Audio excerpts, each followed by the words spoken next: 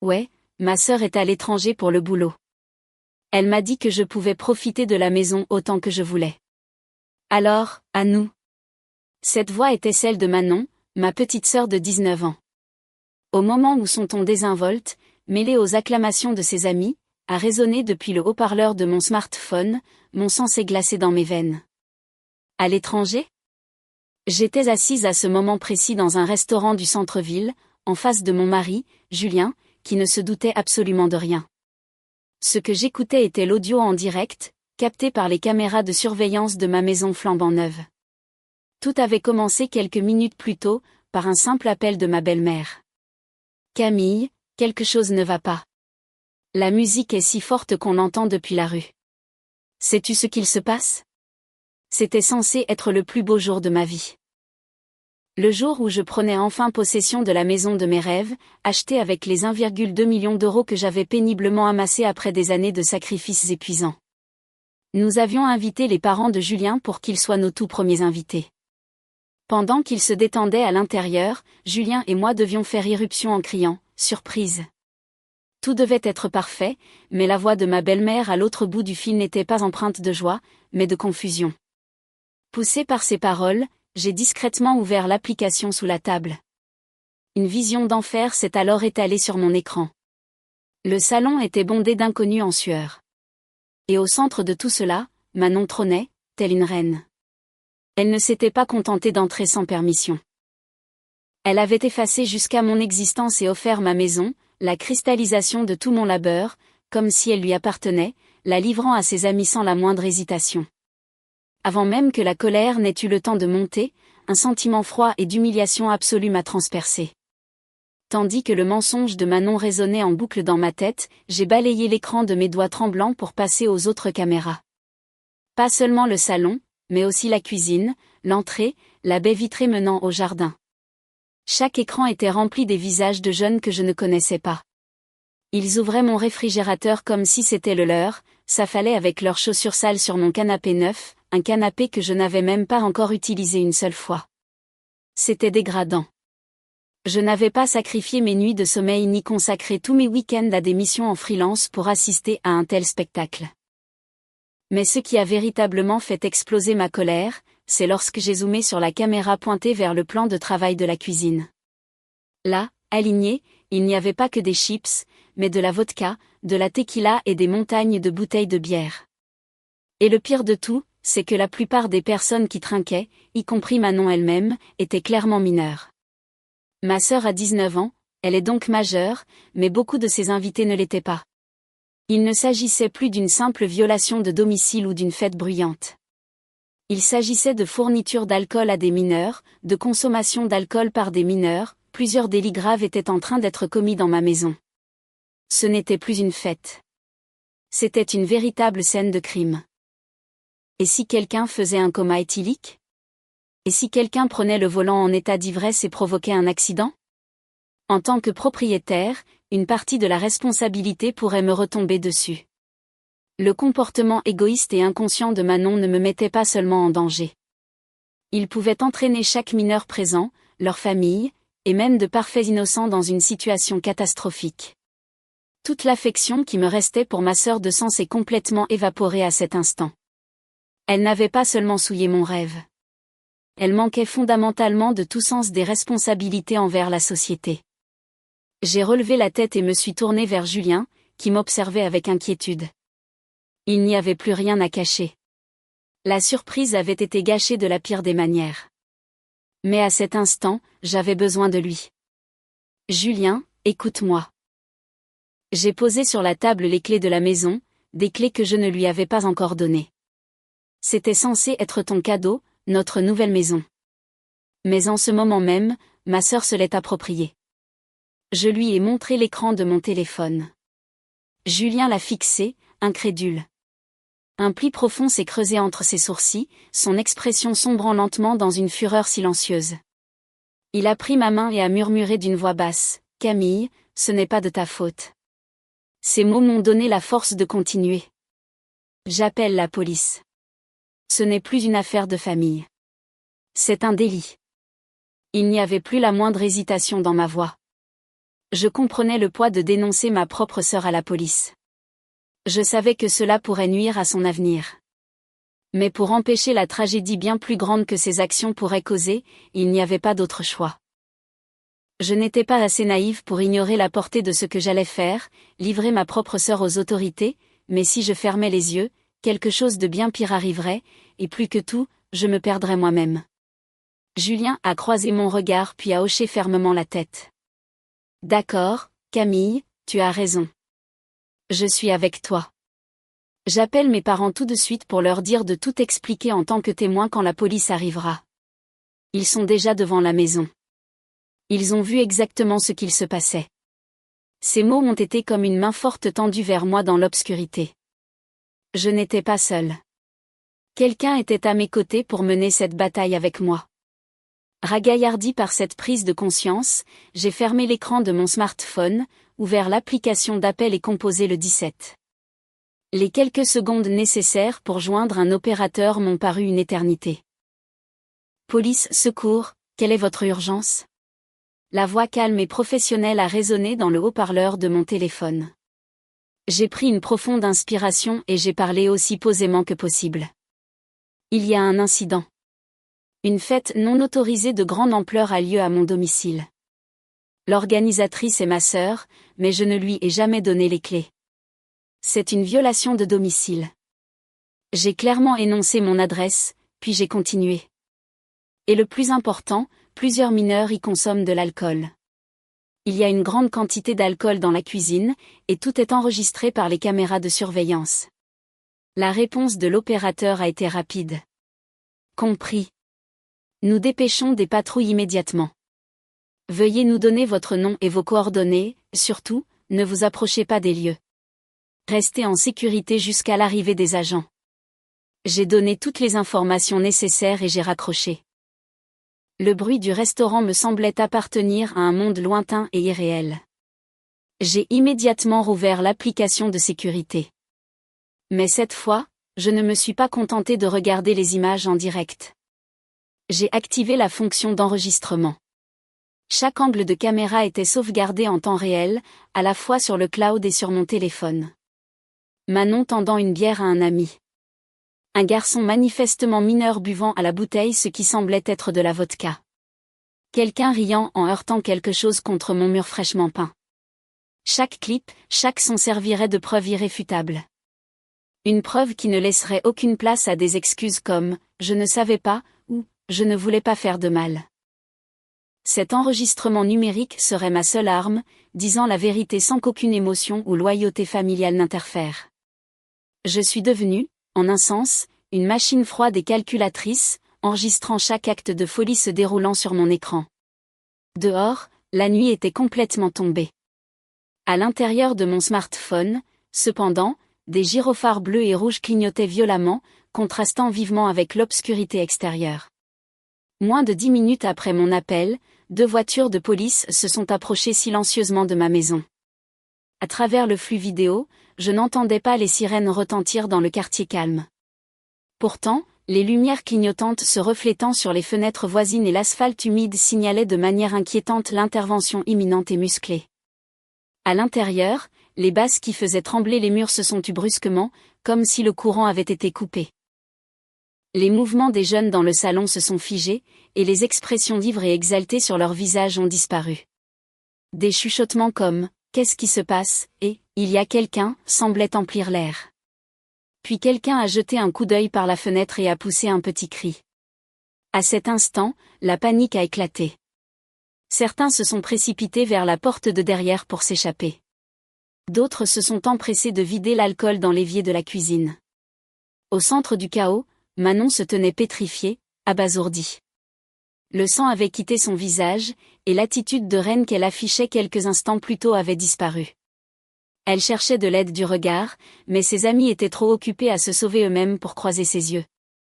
Finalement, elle a semblé comprendre que la situation lui avait complètement échappé et qu'elle allait devoir en assumer seule l'entière responsabilité. Un coup lourd a secoué la porte à plusieurs reprises. La caméra a capté les silhouettes de 2 policiers robustes se tenant à l'entrée. La porte a été ouverte par Manon elle-même. Tentant encore de rassembler un dernier semblant de bravade, elle a demandé d'une voix tremblante, « Je peux vous aider ? Nous avons reçu des plaintes pour tapage nocturne. Êtes-vous la responsable des lieux ?» Le ton de l'agent était calme mais autoritaire. Manon a balbutié, « Eh bien, c'est la maison de ma sœur. » L'autre policier parlait déjà à mes beaux-parents qui attendaient dehors. Ma belle-mère se tenait droite, expliquant la situation et présentant son smartphone à l'agent, lui montrant probablement la preuve de propriété électronique que je lui avais envoyée à l'avance. Ils agissaient en témoins calmes et fiables au nom de la propriétaire légitime de la maison, moi. Au milieu de ma sombre colère, cette vision a apporté une lueur de chaleur. Les excuses tremblantes de Manon sont tombées à plat face aux agents déterminés. L'un d'eux est entré silencieusement dans la maison en la dépassant. Son regard a balayé le salon, s'attardant sur les jeunes dispersés, puis s'est déplacé vers l'alcool aligné sur le comptoir de la cuisine. Après avoir tout inspecté, il s'est tourné vers Manon, sa voix basse mais ferme. « La sœur que vous avez mentionnée, s'appelle-t-elle Camille ? Et est-elle la propriétaire légitime de cette maison ?» Manon, incapable de comprendre comment le policier connaissait mon nom, n'a pu cocher légèrement la tête. À ce moment, le second agent est revenu de l'extérieur. Dans sa main se trouvait le smartphone de ma belle-mère. Il a tenu l'écran juste devant les yeux de Manon et a dit d'un ton glacialement calme, « La propriétaire, Camille elle-même, vous a dénoncé pour violation de domicile et fourniture d'alcool à des mineurs. Vous n'aviez aucune permission de sa part. N'est-ce pas exact ?» Ces mots furent une déclaration décisive. La dernière couleur a quitté le visage de Manon, et les mensonges qu'elle avait racontés se sont effondrés piteusement face à la loi. Elle ne pouvait plus trouver d'excuses et ne pouvait que secouer faiblement la tête. L'un des policiers s'est tourné vers toutes les personnes présentes dans le salon et a déclaré d'une voix forte, « La soirée est terminée. Veuillez vous aligner le long du mur. Si vous avez une pièce d'identité, présentez-la immédiatement. Sinon, préparez les coordonnées de vos parents. » Les jeunes ont obéi, leurs expressions désespérées. La chaleur et l'excitation d'il y a quelques minutes avaient complètement disparu, remplacées par la peur que leurs parents soient contactés et le regret de leurs actions stupides. Certains se sont mis à pleurer, tandis que d'autres foudroyaient Manon du regard, la blâmant pour le chaos. Le royaume qu'elle s'était construit pour une nuit s'était effondré bien trop facilement. À travers l'écran de mon smartphone, je regardais tout se dérouler avec une attention captivée. Manon a présenté sa carte d'identité au policier, son âge a été vérifié, et elle a baissé la tête de honte. Il n'y avait aucun sentiment de triomphe, seulement la lourde certitude que ce dénouement était inévitable et que j'avais pris la bonne décision. Julien me tenait silencieusement la main froide. Je sentais sa chaleur comme un soutien tacite, me préparant à affronter la longue et dure bataille qui ne faisait que commencer. Grâce à la gestion efficace des policiers, un par un, les jeunes ont disparu de ma nouvelle maison. Certains ont été récupérés par leurs parents, d'autres escortés à l'arrière des voitures de police. Chacun avait la tête basse, montrant qu'il ne voudrait plus jamais être impliqué dans cet endroit. Finalement, dans le vaste salon, il ne restait plus que 2 policiers et Manon, seule. Le silence après le chaos soulignait le poids de sa faute. Un agent, un porte-bloc à la main, a adressé la déclaration finale à Manon. Le microphone intégré de la caméra de sécurité au plafond a capté clairement sa voix calme. « Manon, vous êtes aujourd'hui mise en cause pour plusieurs infractions. Premièrement, violation de domicile. Vous êtes entrée dans cette maison et avez organisé une fête sans la permission de la propriétaire. Deuxièmement, fourniture d'alcool à des mineurs. Bien que vous soyez vous-même majeur, vous avez fourni de l'alcool à d'autres mineurs. C'est un délit très grave. Bien que le ton de l'agent soit mesuré, chaque mot semblait peser lourdement sur l'avenir de Manon. Aujourd'hui, vos parents seront contactés pour venir vous chercher. Mais ne pensez pas que cela s'arrête là. Une convocation officielle vous sera envoyée par le tribunal. Vous et certains de ceux qui étaient ici aujourd'hui devraient comparaître. En entendant cela, Manon s'est finalement effondrée à genoux. Aussi gâtée qu'elle ait pu être, le mur absolu de la loi ne permettait aucune excuse puérile. À travers l'écran, je pouvais voir sa petite silhouette trembler, mais mon cœur n'a pas vacillé. C'était la conséquence qu'elle s'était attirée.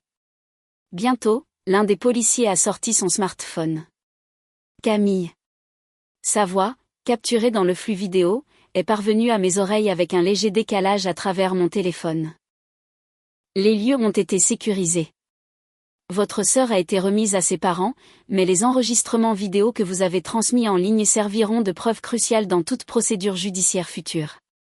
En entendant ces mots, j'ai simplement répondu doucement, merci. Le premier acte de cette bataille était terminé. Quand l'appel a pris fin, le bruit du restaurant est revenu à mes oreilles comme la réalité. La nourriture sur la table devant moi avait refroidi sans que j'y touche. Je sentais à quel point la poigne de Julien sur ma main m'avait sauvé. Mais je pressentais que la véritable bataille ne faisait que commencer. Et ce pressentiment est rapidement devenu réalité. Mon smartphone a de nouveau vibré. Le nom affiché à l'écran était « Maman ». Avant même de répondre, je savais qu'une tempête se préparait. « Camille, mais qu'est-ce qui t'a pris ?» La voix hystérique de ma mère a explosé dans le haut-parleur, et j'ai instinctivement éloigné un peu le téléphone de mon oreille. Au volume, je pouvais dire qu'elle venait juste de récupérer Manon au commissariat. « Comment as-tu pu faire une chose pareille à ta propre sœur ? Appelez la police. S'il arrive quelque chose à son avenir, tu vas en prendre la responsabilité ? » Ces accusations en rafale tentaient de m'atteindre, et j'ai essayé de répondre calmement.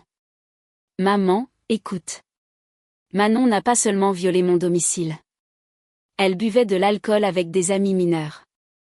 C'est un acte criminel. » Mais mes mots ont été noyés par la voix furieuse de ma mère. Un acte criminel ? C'était juste une fête. Tu es toujours comme ça. Beaucoup trop sérieuse et rigide. Les familles, c'est fait pour s'entraider, non ? Je pouvais entendre mon père parler quelque part en arrière-plan, prenant probablement son parti. Pour eux, l'effet de ce que Manon avait fait n'avait aucune importance. Une seule chose comptait, la réputation de la famille avait été ternie, et la responsable à leurs yeux, c'était moi, la prétendue victime. C'était le rôle que j'avais senti m'être assigné pendant des années dans cette famille. J'étais le punching ball qu'on appelait, la responsable. La structure tordue de cette famille m'était jetée au visage sous sa forme la plus laide. À ce moment-là, quelque chose en moi s'est brisé, doucement et complètement. Après la fin de l'appel avec ma mère, mon smartphone est devenu silencieux. Mais dans ma tête, sa voix stridente continuait de résonner. Les familles, c'est fait pour s'entraider. Ces mots ne sonnaient pour moi que comme une malédiction. Ce qu'ils entendaient par « s'entraider », c'était que je devais me sacrifier unilatéralement et prétendre que la faute de Manon n'avait jamais eu lieu. Je suis restée assise là, au restaurant, incapable de bouger pendant un moment. Au-delà de la colère, un vide profond et sans fond m'a envahi. C'est Julien qui a rompu le silence. « Camille, on y va. » Il l'a dit calmement, a fait signe au serveur, a réglé l'addition et m'a doucement aidé à me lever. Quand nous sommes sortis et que l'air froid de la nuit a frappé ma peau, j'ai enfin eu l'impression de revenir à la réalité. Alors que nous montions dans la voiture, j'ai murmuré doucement, « Julien, tes parents allaient bien ? Ils ont vécu quelque chose de terrible à cause de moi. » Julien a serré ma main et a répondu d'une voix ferme et stable. « Ne t'inquiète pas pour ça. » Après avoir fait leur déposition à la police, ils ont pris une chambre dans un hôtel voisin. Ils m'ont dit qu'ils soutenaient entièrement ta décision et que la meilleure chose qu'ils pouvaient faire pour le moment était de te laisser de l'espace pour ne pas te causer plus de stress. Il n'y avait aucune hésitation dans sa voix. Seulement la force d'un partenaire qui se tient à mes côtés. Ces mots ont effacé la toute dernière trace d'hésitation qui restait dans mon cœur. C'est vrai. J'ai une famille qui se soucie vraiment de moi. Une nouvelle famille. Une qui comprend ma valeur et qui croit qu'il faut faire ce qui est juste. Je me suis adossée au siège et j'ai laissé échapper un long soupir. Quand j'ai relevé la tête, il n'y avait plus de larmes dans mes yeux. Pas de vide, seulement une détermination d'acier, dure, de faire ce qui devait être fait. Merci, Julien. Rentrons à la maison. Nous avons quelque chose à régler. Mais l'endroit où nous nous sommes dirigés n'était pas notre appartement en location. C'était la nouvelle maison. Avec la permission de la police, nous avons franchi ce seuil ensemble pour la première fois. L'intérieur empestait l'alcool et était jonché de détritus, mais il n'y avait pas de temps pour les sentiments. Nous avons immédiatement ouvert nos ordinateurs portables et commencé à assembler un dossier de preuves officielles à soumettre à la police et à notre avocat. À partir des enregistrements de sécurité, nous avons isolé l'audio de Manon en train de mentir, les moments décisifs de consommation d'alcool par des mineurs, et avons tout organisé chronologiquement, en étiquetant soigneusement chaque élément. Julien a compilé les déclarations de ses parents dans un document détaillé et horodaté. Il ne s'agissait plus d'un conflit familial émotionnel. C'était le début d'une bataille juridique régie uniquement par des faits froids et concrets. Plusieurs jours se sont écoulés après cette nuit. Julien et moi allions travailler la journée, puis passions nos soirées à nettoyer la nouvelle maison et à renforcer notre dossier. Nous avons engagé des nettoyeurs professionnels pour s'occuper du désordre. Et si l'odeur d'alcool avait enfin disparu, les éraflures sur les murs et les taches sur le sol témoignaient vivement du cauchemar de cette nuit-là. Nous avons photographié chaque dommage et ajouté les images ainsi que les devis de réparation au dossier que nous avons envoyé à notre avocat. C'était un processus calme et méthodique pour protéger notre avenir. Puis, un soir de semaine, en rentrant à notre ancien appartement, nous avons vu des silhouettes familières devant la porte. Mes parents, et Manon debout derrière eux, la tête baissée comme si elle se cachait dans leur ombre. Ils étaient venus sans prévenir, nous attendant en embuscade. Au moment où ma mère m'a vue, elle s'est précipitée en avant, son expression complètement différente de celle de l'appel téléphonique. Elle portait le visage d'une mère éplorée. « Camille, s'il te plaît, écoute-nous. N'en fais pas une affaire judiciaire. C'est une histoire de famille, n'est-ce pas ? » Mon père a suivi. Manon regrette profondément. S'il y a eu des dégâts, nous paierons tout. Retire juste ta plainte, s'il te plaît.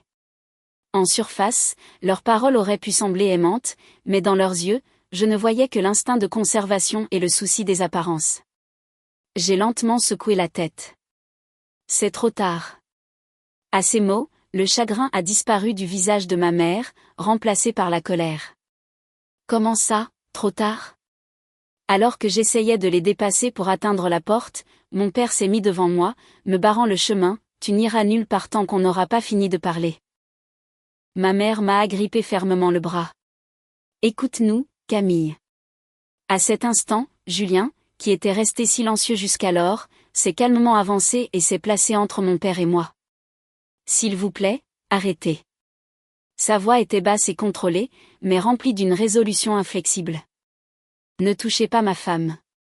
Pris au dépourvu par l'intervention de Julien, mes parents se sont tus. Dans cette brèche, je les ai regardés droit dans les yeux par-dessus l'épaule de Julien. Écartez-vous. Si vous continuez, j'enregistrerai ça aussi.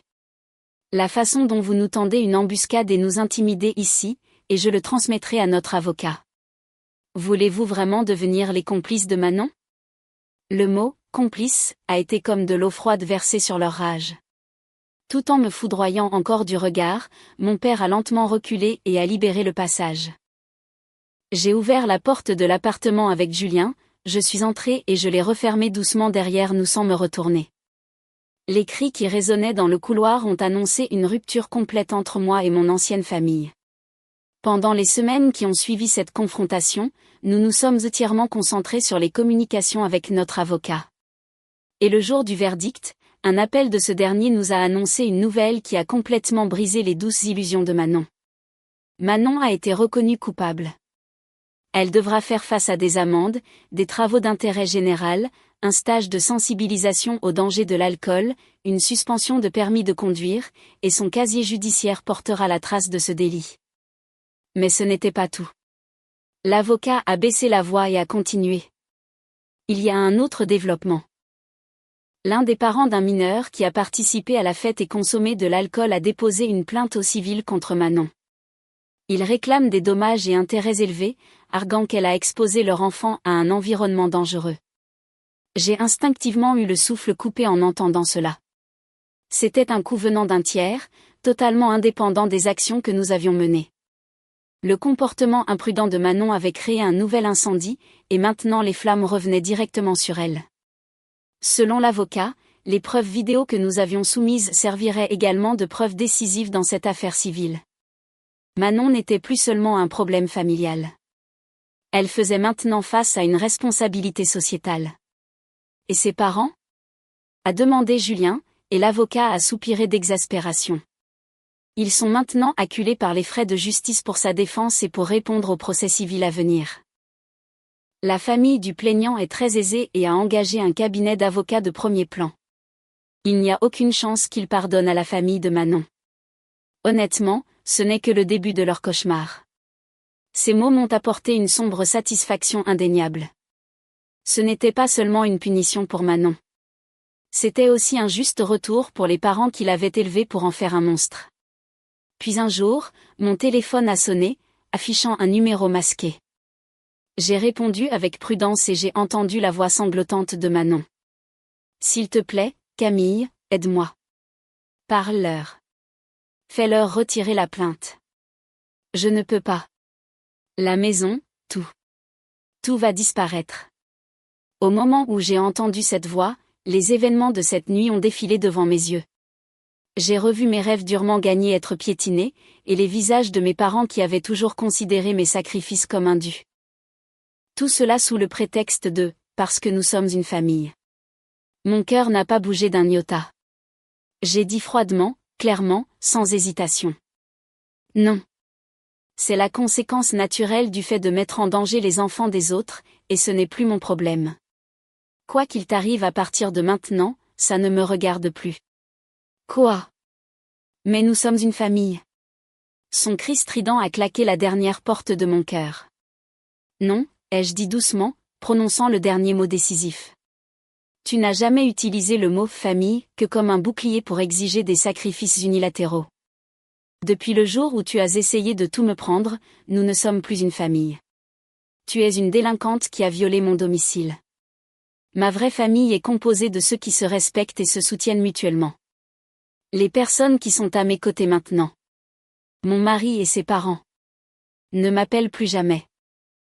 J'ai mis fin à l'appel et j'ai bloqué son numéro. Puis, j'ai immédiatement fait passer notre système de sécurité domestique au niveau le plus élevé. Des murs physiques, des murs juridiques et des murs émotionnels. J'ai construit toutes les barrières nécessaires pour protéger ma nouvelle vie. J'ai entendu dire plus tard, par des oui-dire, qu'ils avaient vendu la maison, déménagé dans un petit appartement, et que mon père travaillait encore après sa retraite pour couvrir les dommages et intérêts du procès civil, mais je n'ai rien ressenti. C'était une histoire d'un monde qui ne me concernait plus. Sur le mur était accrochée une photo de Julien, de ses parents et de moi, tous souriants. Le mois dernier, nous les avions invités et avions enfin organisé une véritable pendaison de crémaillère. Il n'y avait pas de toast superficiel, seulement des rires sincères et des félicitations chaleureuses.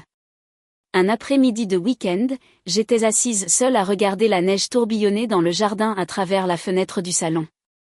Je tenais une tasse de café chaud. Rien de spécial, juste un moment calme et paisible. Mais pour moi, ce jour ordinaire est un trésor que j'ai mis toute une vie à conquérir. Je ne suis plus la fille aînée responsable vivant pour répondre aux attentes des autres. Je suis une personne qui ne céderait jamais la propriété de sa vie à quiconque. Julien a passé ses bras autour de moi par derrière et a posé son menton sur mon épaule.